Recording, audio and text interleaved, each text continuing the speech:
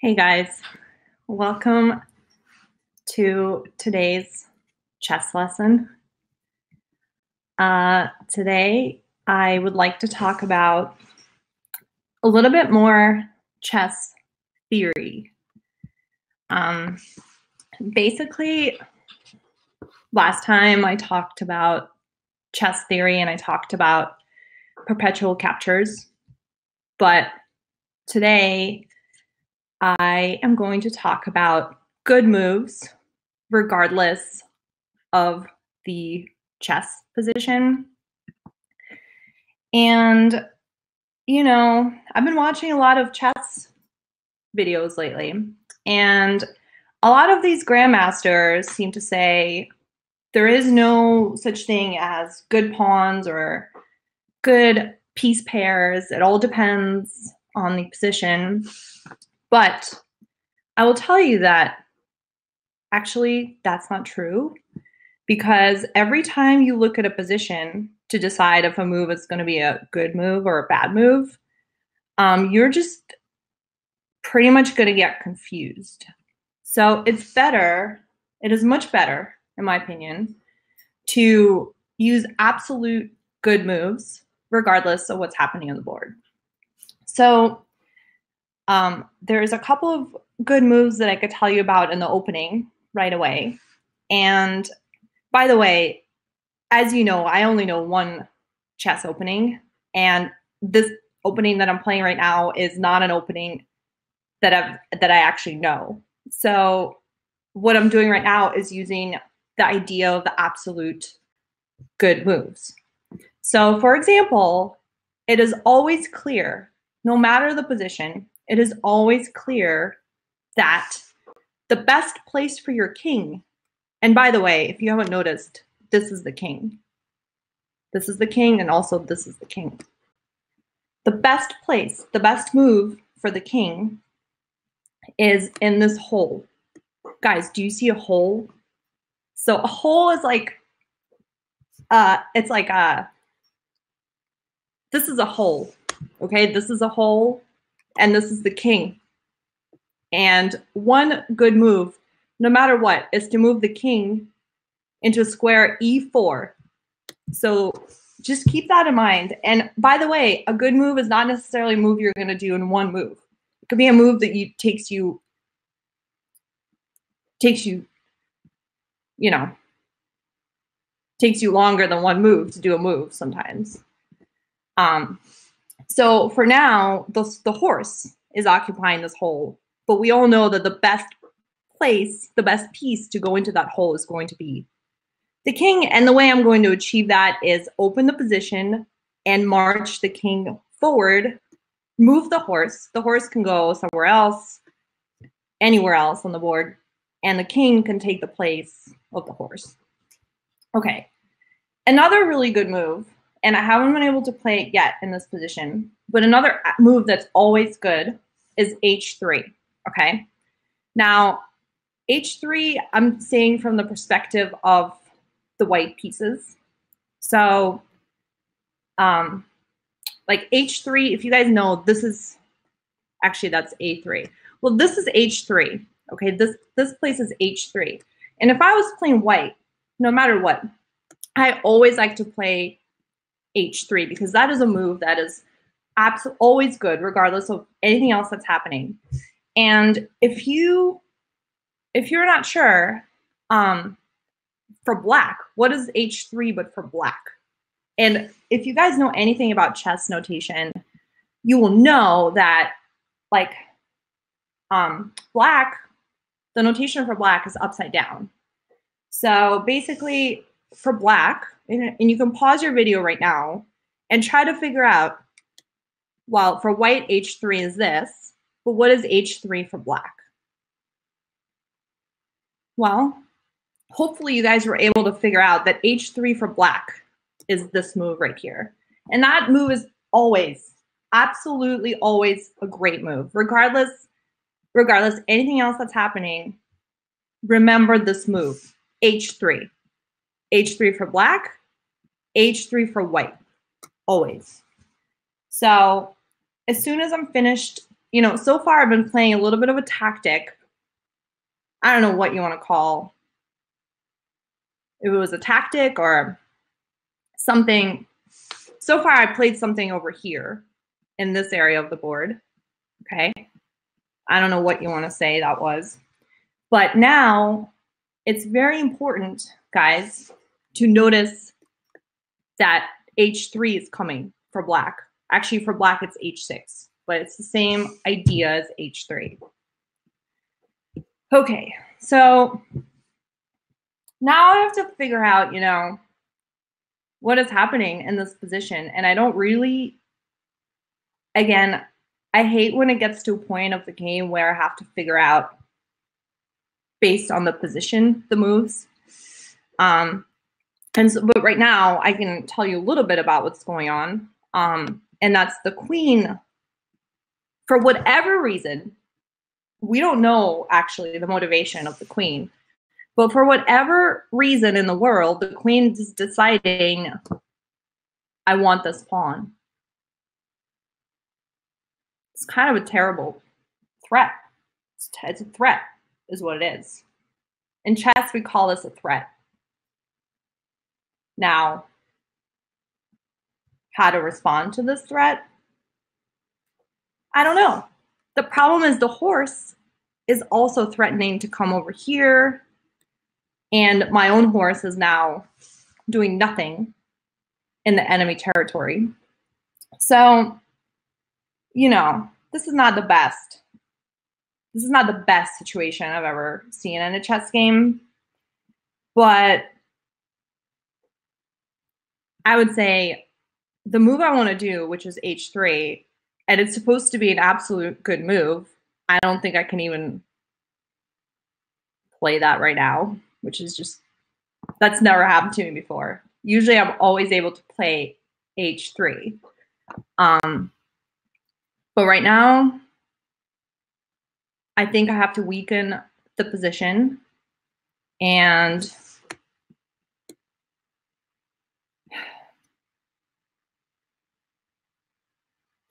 castle.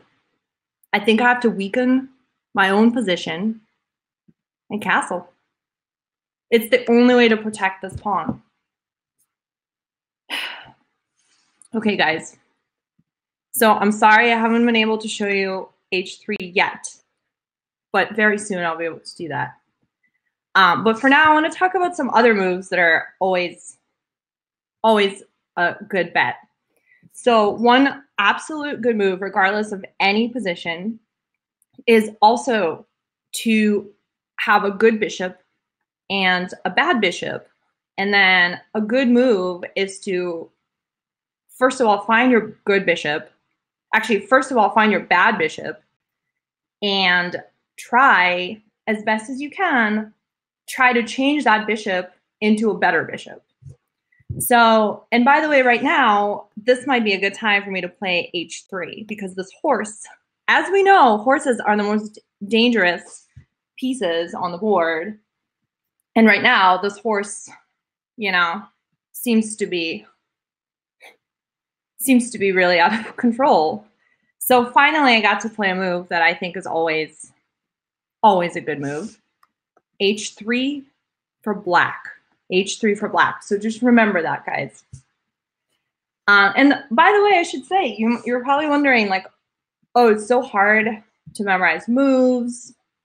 You know, like, I wish I could just not have to memorize them. But there's going to be a point in your chess career where you have to play blind chess, okay? And blind chess is basically every game that I play is blind chess because it's when you don't look at the board and you just do moves that are going to have a positive outcome one way or another. So like right now, I'm almost playing blind, but I still can see a little bit of the threats that are happening. So one threat is, you know, this bishop is trying to come on over, but I personally, I don't know that that's going to be checkmate yet. I don't know that that's going to be checkmate right away. So I'm going to capture the horse. But I feel like, you know, white is very close to checkmate in this position. So far, the good move that I told you about, which is h3 for black, has won an extra piece for me. But I think this piece is going to cost me the entire game. So also in chess, you guys have to remember that sometimes you're going to be tempted to go piece grabbing, which is what I did with my h3 pawn. And as you go piece grabbing, that's when you lose the game a lot of times. But anyway, guys, as I was saying earlier, also remember that you have a good bishop and a bad bishop, okay? And one thing that's like absolutely always true is that you want to exchange your good bishop. I mean, you want to exchange your bad bishop for the good bishop of the other side. So in my position, I only have one bishop. So automatically, I promise you that it's a very, very bad bishop, okay? Why? Because I cannot even describe to you how useless it is to me right now, this bishop. So my idea right now is to exchange this terrible bishop for this bishop that's a little bit better. This bishop is a little bit better because it's threatening checkmate, first of all. So that's kind of what I'm thinking about. So the first step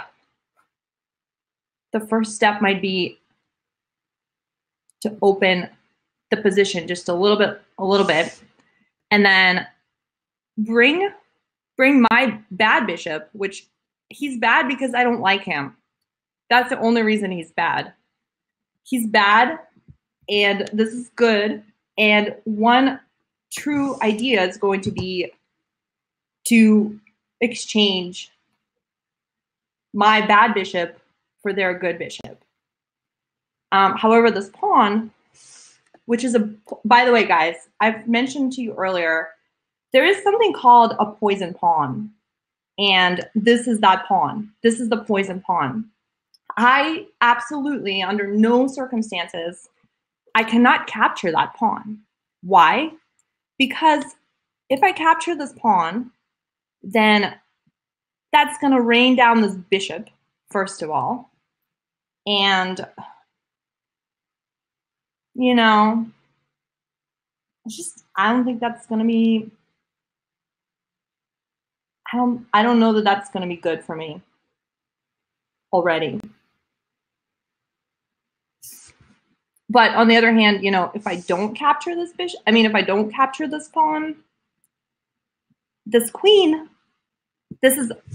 I would say this is almost checkmate, if not checkmate, I would say, personally. So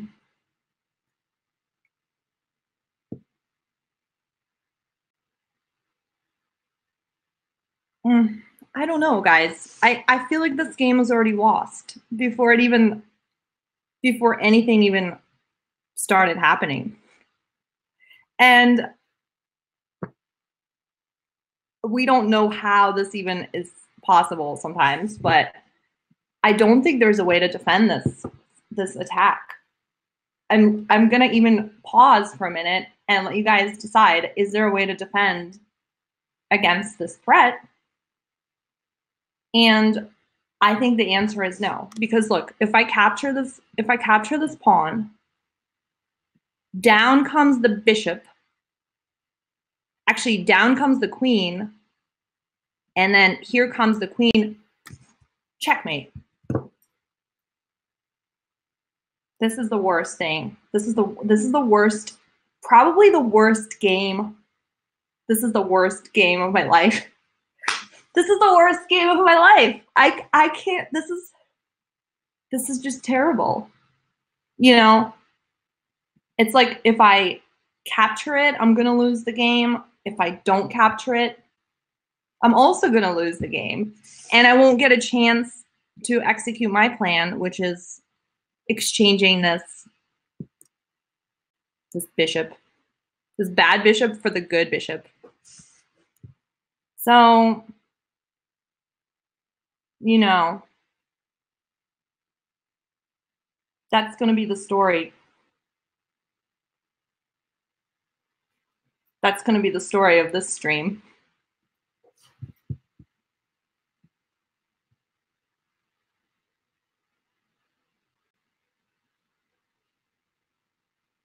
The only defense that I can think of is to bring out my queen to this position.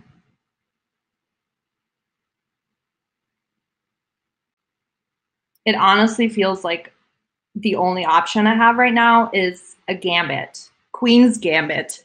Queen's gambit accepted. This might be the first time that I accept a queen's gambit, is to bring my queen over here and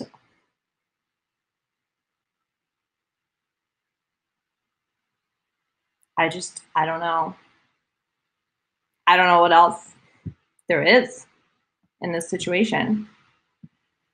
So here we go. Here comes the queen.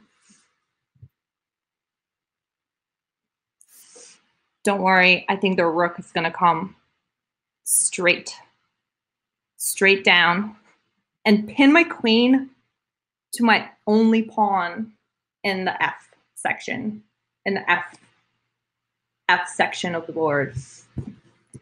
So I would say, even though I wanted to have a very theoretical stream tonight, this game, I think this game is really out of theory already. This is a very extreme chess game. It is full of gambits.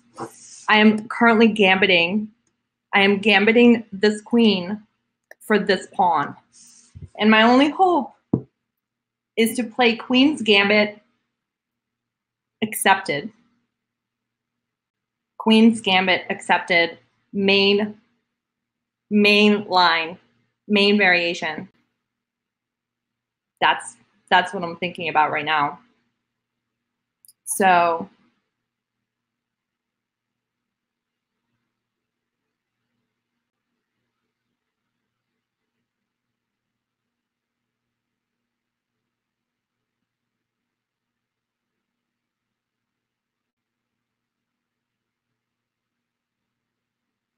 yeah, I mean, what I wish in this position is that this horse would be a little bit more active, or this bishop would be a little bit more active.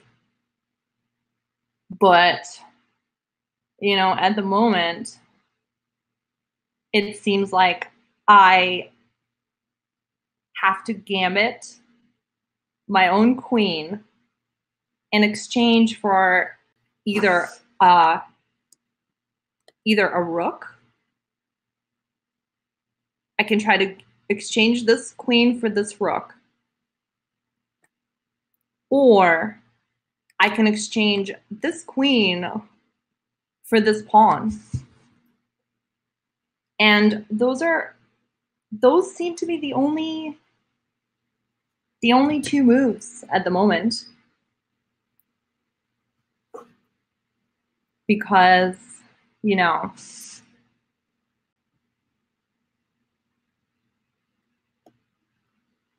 I don't have any great checks.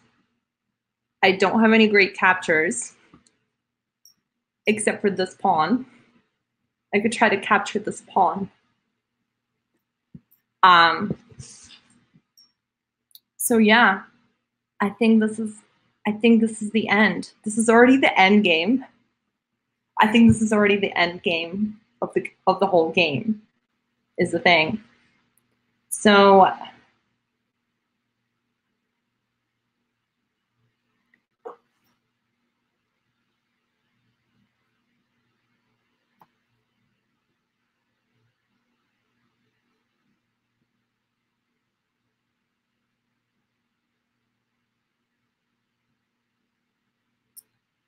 I think this was a good game, a very good game so far, but you know, a queen for a rook is just not something that I ever in my life thought that I would be trading a queen for a rook. But that's chess. That's just what happened. Sometimes you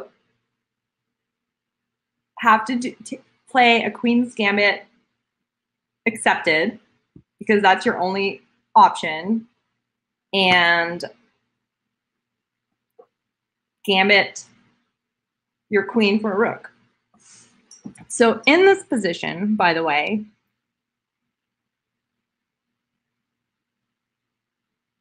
it's really unclear how to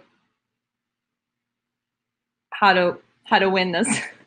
It's really unclear how to win or lose this. Well, it's pretty clear how to lose this, I will tell you. But let me tell you what's going to happen. This bishop is going to come take this pawn. This queen is going to come here and do a checkmate. So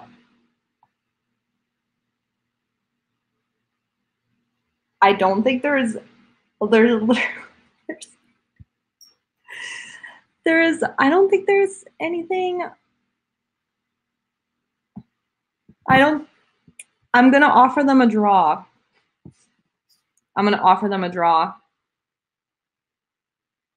Just have to make sure that that's the right button. Let's see if they accept a draw in this position.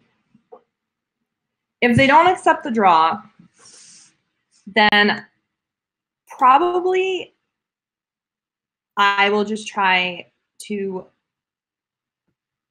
develop my bishop and wait for the checkmate to come. Wait for the checkmate to come when it's ready to arrive in my direction. Just wait. Just have to wait for when it's time. The bishop should either come, I think this bishop should either come here or here. But I don't even think it matters where this bishop comes because of this.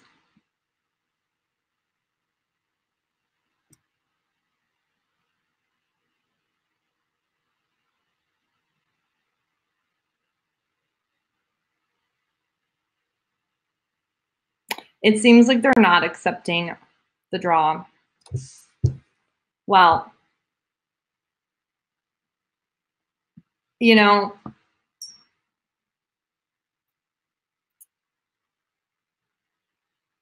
I don't really know what to do in this position.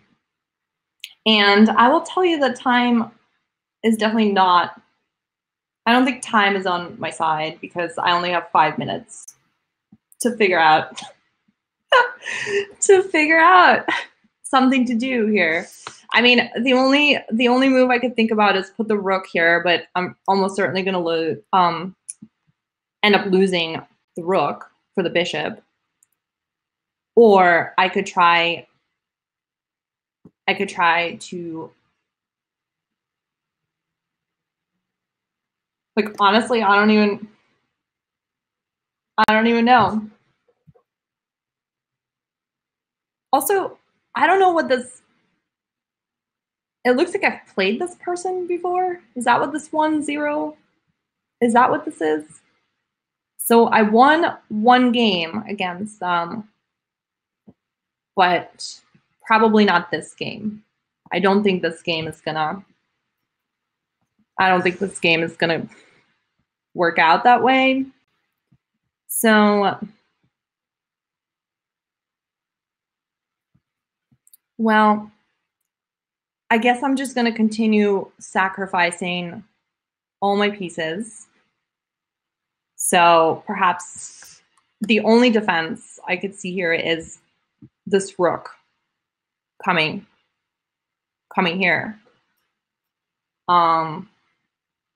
Because the horse, if we look at all my pieces, the horse can't get here in time.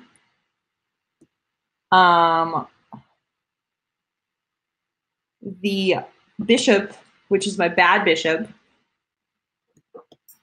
can't he can't go across this pawn chain. This rook is not talking to the other rook very much for whatever reason.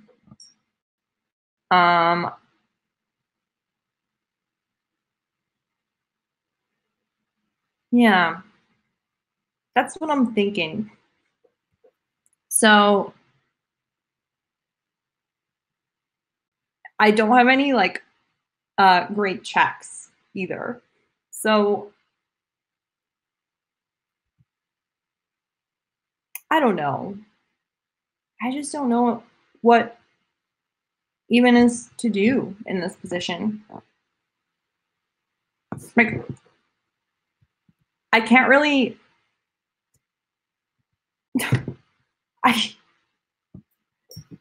You know what? White declines draw. That is very surprising since this position, according to material, is equal. Anyways, guys, I think, I don't know how to defend this position, and I don't have any good moves to recommend in this position. So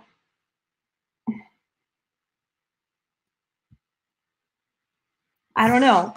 I mean, if the horse manages even to get to the square, like, what good is that gonna do? I don't know. I guess I'll just sacrifice my rook. I guess I'll just continue sacrificing all my pieces until I don't have any more pieces left. This actually would have been a great video on perpetual captures because, as you're about to see, white is gonna go on a capturing spree here. And this poor little rook, I don't think it's gonna hold up. I don't think he's gonna hold up to the challenge of the situation, is my feeling here at the moment.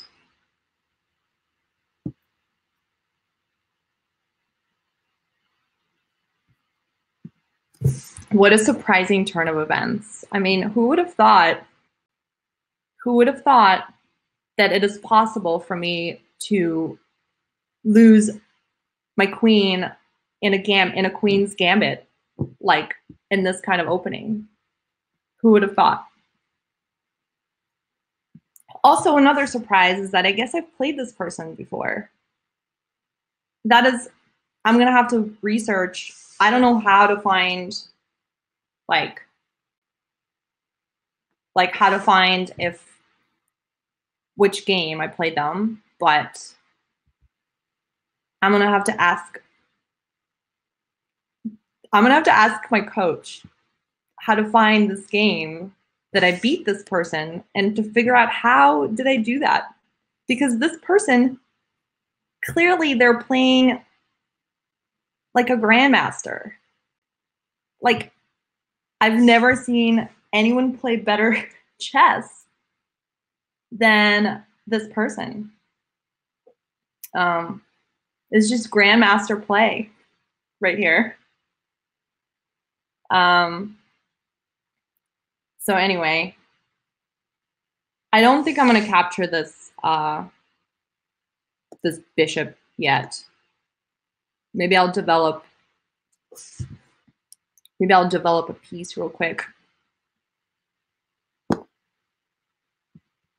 How about this piece? Simple developing move in this position. It is always important to develop your pieces when you are in trouble. When you're in trouble and you're about to get checkmated, don't forget to do simple developing moves in that situation, because it's going to pay off. I promise you guys, it's definitely going to pay off.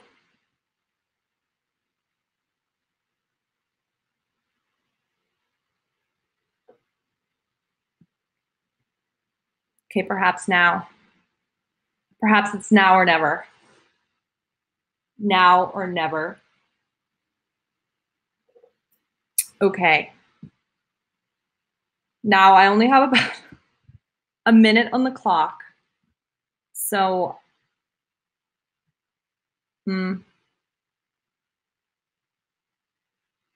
first of all, let's centralize this horse.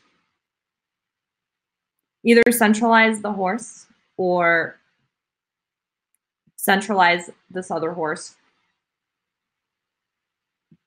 or open up the center. It feels like, you know, all the moves are losing moves in this position currently. But at least this horse will make an appearance in today's very exciting chess game.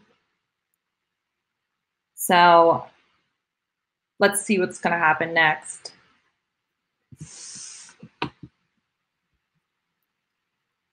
I'm thinking this rook. This rook is my only chance.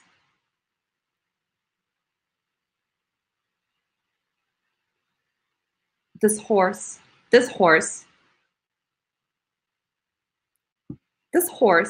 needs a better area to enjoy itself.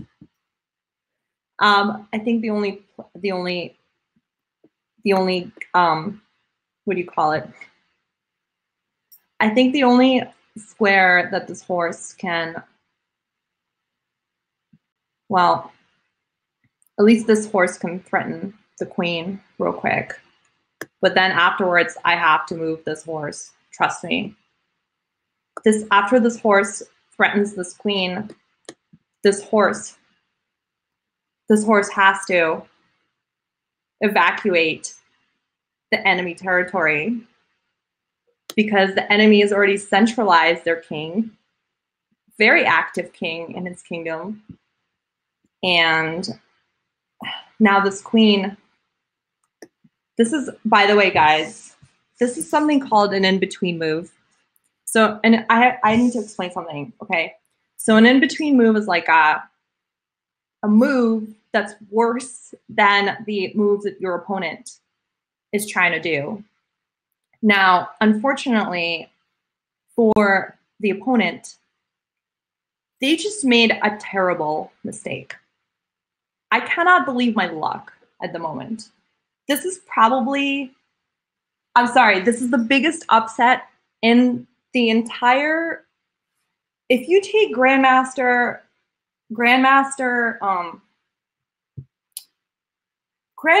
Josh Wlatzkin, okay? If you take Grandmaster Josh Wlatzkin, you will know that this upset that just happened in this game is a bigger upset than than any game that Josh Wlatzkin has ever, even in his own games, Grandmaster games, has ever experienced. Okay, guys, now I don't have a lot of time, so I have to play very carefully. This is what we call an opposite color bishop endgame, and I have an advantage because I have a horse, and usually an opponent like this opponent is not very good at horseplay. So I have to use this horse right away. Okay, First, activate my rook. Guys, this is really tense.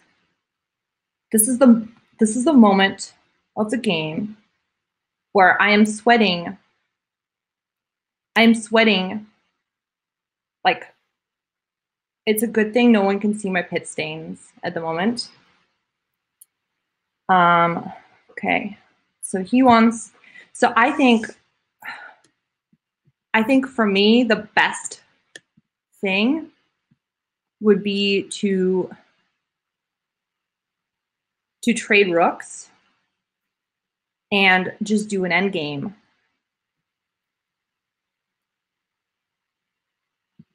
So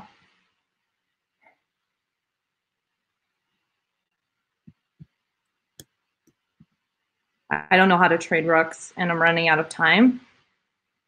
So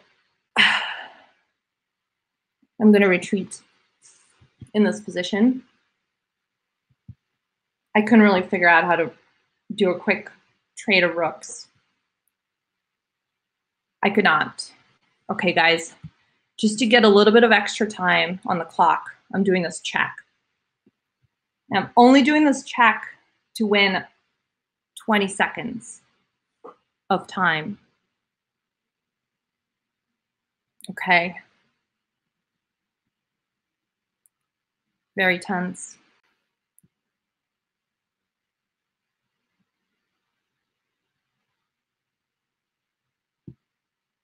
Guys, I'm sorry. This stream, like it's not even funny right now because it's so stressful. So stressful. Most stressful stream of my life. Okay.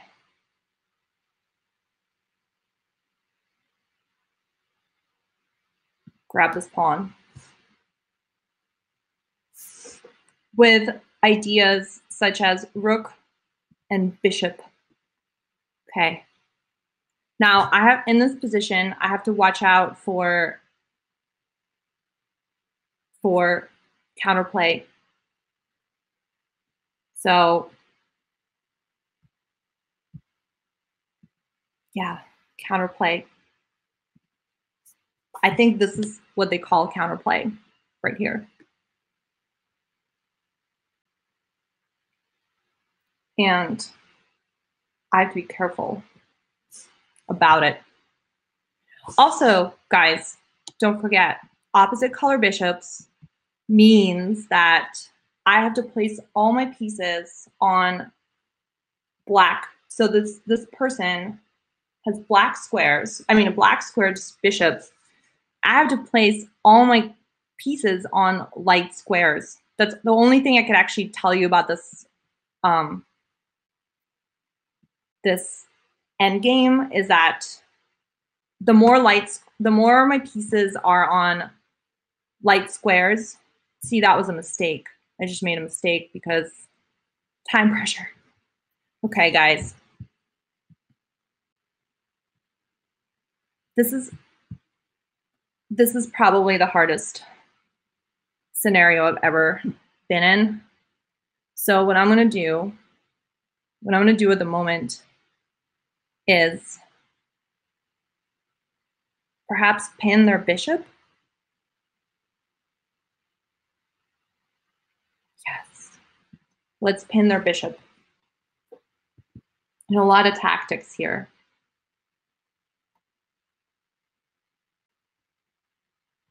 Okay. I'm going to capture this. Have a very healthy set of pawns here.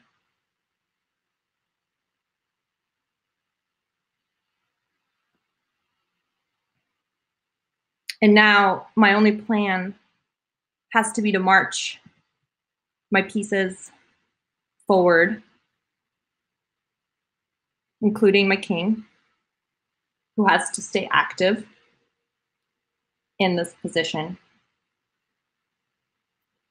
So now the only plan I have, these streams, I don't know why this is, this is supposed to be like a fun night of my life, but instead it's like the worst night of my life. I basically have to march my pawns forward. And all right, take this pawn. He's gonna take this pawn, almost certainly. And soon I must get this bishop. I have to remember that I actually don't have as little time as I thought. So probably I need to start managing, start like taking a little bit more time and actually figuring out how to win this freaking endgame. And by the way, guys, there is some rule here about like, you know, if you have a bishop, there's something about like, if you have a bishop, only a bishop and a pawn, that's not actually, that might not be a winning. You might not win, even if you're up an entire freaking bishop is the thing. So that's the idea of a bishop and pawn endgame. And as we know, endgame is just not my favorite part of chess, especially a lost endgame like this one, especially a completely lost endgame, such as this one. All right. So I think I need to check this king and capture their rook. That's my idea at the moment. I'm very disappointed that, you know, the stream is not funny anymore. Instead, it's tragic. A tragic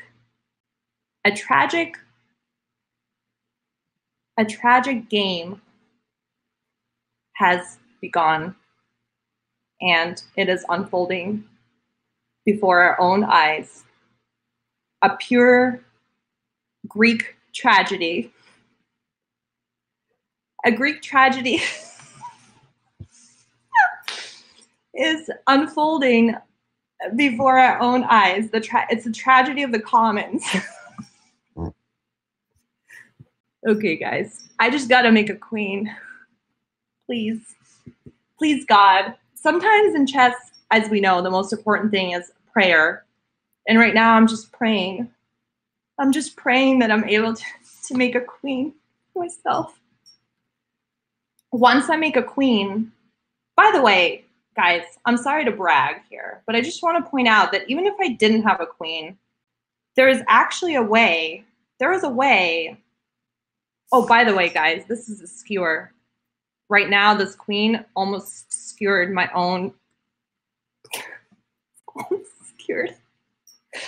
A skewer is something I'm going to cover in my next tactics video.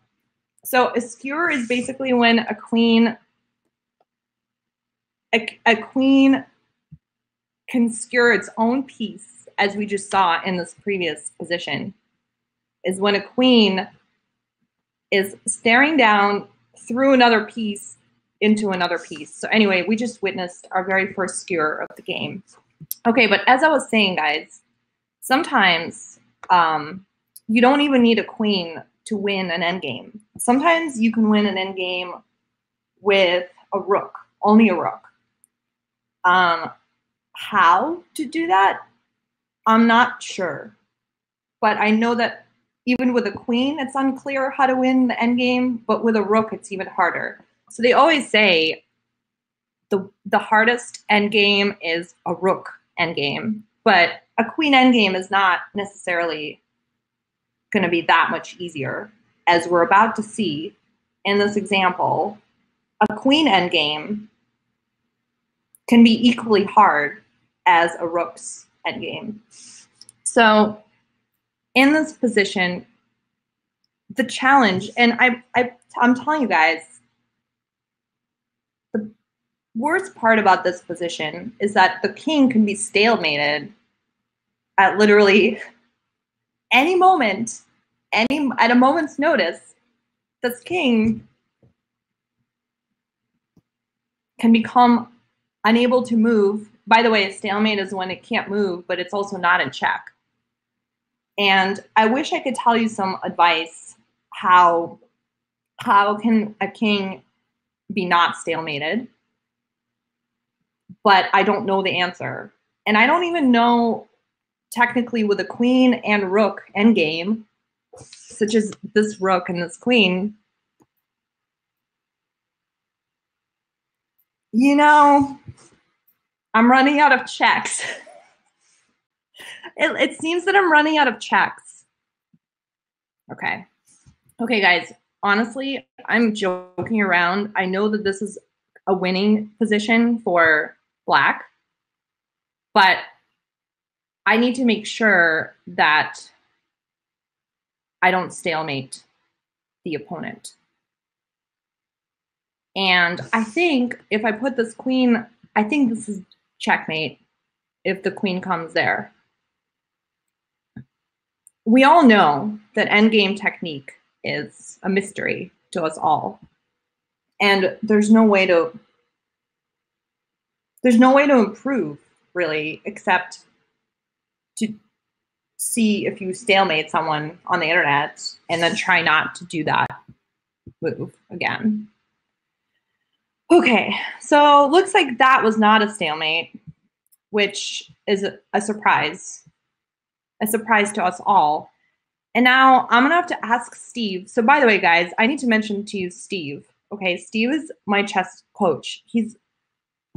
I know it's hard to believe for everyone that I would need a chess coach because I am already teaching you all how to play chess, but I actually have another coach that's, I wouldn't say he has a lot to teach me because I already know pretty much all the rules. The only rule I still don't know is if I can castle through a bishop thing.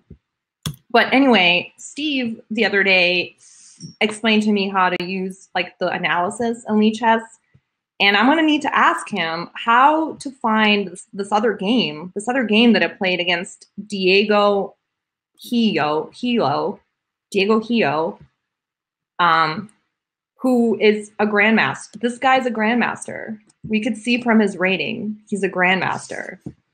So before I finish the stream, again, guys, I'm sorry. I really wanted to teach you some moves that are absolute good moves, but this game was such an upset, had ups and downs, just like the grandmaster Josh Flatskin. A lot of his life and games had ups and downs. So I want to remind you that there's actually only two good moves that I was able to show you in this game.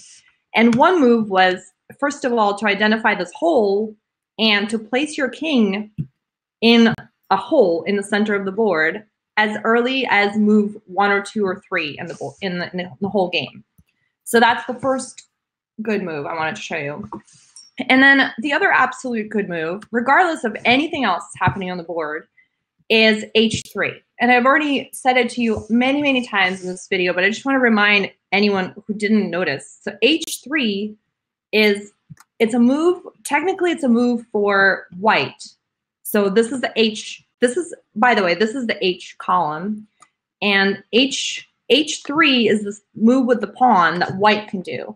But for black, the notation is different. And we have to remember that for white, H3 is actually H6, okay? So that's a move that you guys can always do, and I did it in this game, and probably that was the winning move. Probably the only reason I won this game is this winning move right here, H3 for black, H3 for black. So if you guys ever forget and you don't know what moves to do, remember, number 1, centralize your king into the hole, square E4. So this is E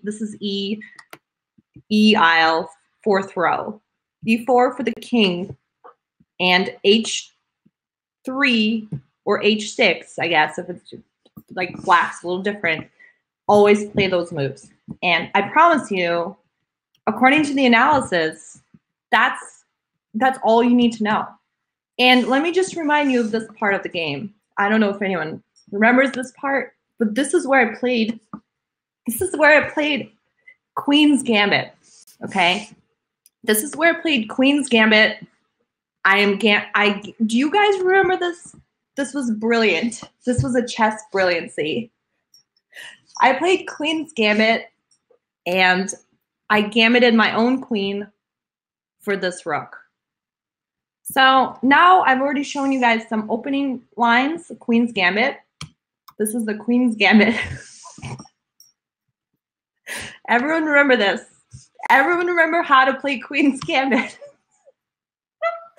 Is to develop your queen into to play Queen's Gambit, develop your queen into a row where the rook can immediately come and attack your queen. And then you played Queen's Gambit. All right, well, I hope you've enjoyed this video, and I hope that now you know some good moves that you can play regardless of what's happening on the board. Okay.